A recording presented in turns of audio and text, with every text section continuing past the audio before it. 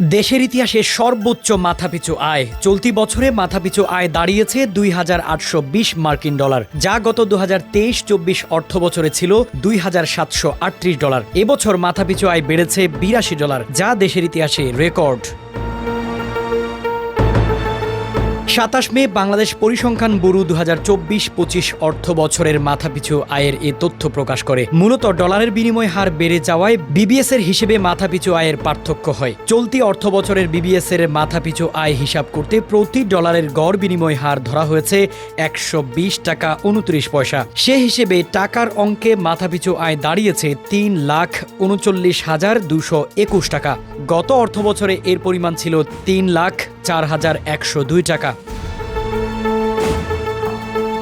BBS এর তথ্য মতে 2021-22 অর্থ বছরে মাথাপিছু আয় ছিল $2,793। এরপর 2022-23 অর্থ বছরের মাথাপিছু আয় কমে দাঁড়ায় $2,749। গত অর্থ বছরে তা আরও কমে $2,738 হয়।